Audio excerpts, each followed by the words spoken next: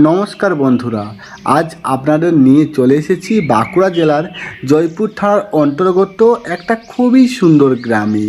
গ্রামের নাম গেলিয়া।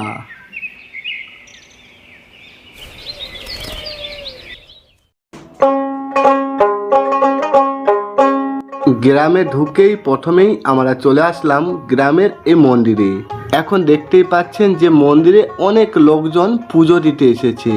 চারপাশে ভক্তের ভিড় আর পুজোর একটা সুন্দর পরিবেশ।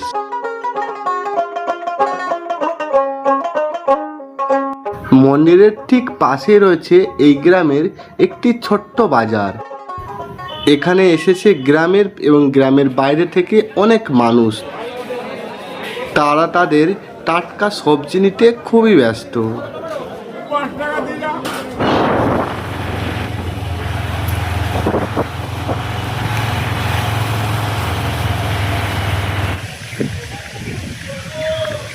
বাজার থেকে কিছুটা এগোতেই চোখে পড়ল গ্রামের একটি বড় পুকুর। পুকুরের শান্ত জলের উপর হালকা বাতাসের ঢেউ আর শীতল একটা হাওয়া মনটা জুড়িয়ে যাচ্ছে।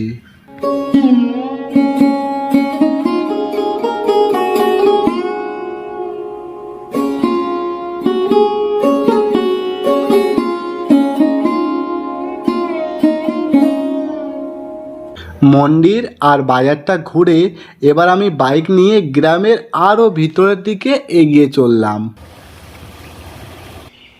এই গ্রামের যে সকল মানুষ আজ আমাদের মাঝে নেই, তাদের স্মৃতির উদ্দেশ্যই এই সকল ছোট্ট ছোট্ট মন্দিরগুলো তৈরি করা হয়েছে।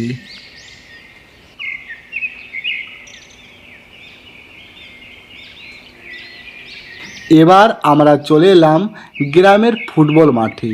চারপাশে সবুজে ঘেরা এই মাঠটা দেখতে বেশ সুন্দর লাগছে। গ্রামের ছেলেদের কাছে এই মাঠ শুধু খেলার জায়গা নয়, আড্ডা ও আনন্দেরও একটা গুরুত্বপূর্ণ অংশ। পাশে দেখো একটা গরু এখানে চড়ে বেড়াচ্ছে।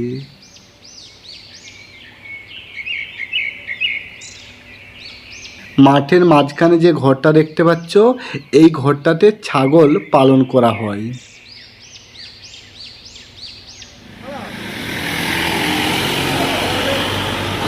এরপর আমরা চলে এলাম গ্রামের একটি পরিচিত জায়গা, যেটি গেলিয়ার বটতলা নামে পরিচিত। এখানে রয়েছে গ্রামের বাস স্টপেজ। আর আপনারা সামনে যে রাস্তাটি দেখতে পাচ্ছেন, এটি হলো বিষ্ণুপুর আরামবাগ কলকাতা রোড। এই রাস্তা দিয়ে প্রতিদিন বিভিন্ন যানবাহন বাস চলাচল করে। খুব ব্যস্ত একটি রাস্তা হলো এই রাস্তাটি। এটাই হলো এই গ্রামের গ্রাম পঞ্চায়েত। রাস্তার দুই পাশে গ্রামের পরিবেশ, গাছপালা আর ঘরবাড়ি সব মিলিয়ে এখানকার রাস্তা চলার মধ্যেই একটা সুন্দর গ্রামীণ অনুভূতি রয়েছে। পঞ্চায়েতের পাশে রাস্তা দিয়ে আমরা যখন এগিয়ে চলছি, ঠিক তখনই হঠাৎ করে আকাশটা যেন কালো হয়ে এলো আর দেখতে দেখতে শুরু হয়ে গেল মুষলধারে বৃষ্টি। একটু আগেও যেখানে শান্তভাবে বাইক নিয়ে এগিয়ে যাচ্ছিলাম, মুহূর্তের মধ্যেই চারপাশে পরিবেশটা একেবারে বদলে গেল। বৃষ্টির তীব্রতা এতটাই বেড়ে গেল যে এখন আমরা একটু আশ্রয় নিতে একটা চায়ের দোকানের টিনের চালার নিচেই দাঁড়িয়ে রয়েছি।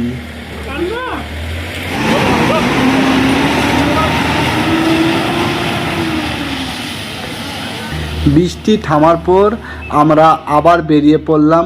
তবে সামনের যে রাস্তাটা দেখতেই পাচ্ছেন, এটা হচ্ছে বাঁকুড়া সেই চিরপরিচিত লালমাটির রাস্তা। বৃষ্টির কারণে রাস্তাটার অবস্থা একেবারেই খারাপ। পুরো রাস্তাটাই একদম পিছল হয়ে গেছে। তবুও আমাদের এই রাস্তা পেরিয়েই আমাদের এগিয়ে যেতে হবে এই গ্রামের আরও গভীরে।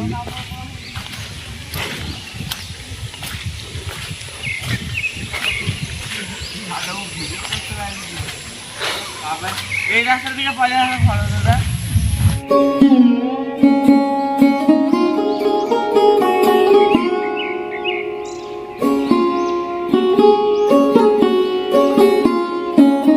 এই যে ছোট্ট পাড়া রাস্তার পাশে ঘরটা দেখতে পাচ্ছেন, এটা হচ্ছে এই গ্রামের মিনি ঘর। চাষের প্রয়োজনীয় জল এখান থেকেই মেলে। তো বন্ধুরা, আজকের মতো আমাদের এই গ্রামের পথ চলা এখানেই শেষ করছি। বৃষ্টি, কাদামাটির রাস্তা আর গ্রামের একেবারে সরল সাদাসিধে যে সুন্দর পরিবেশ, সব মিলিয়ে আজকের আড্ডাটা সত্যি মনে রাখার মতো।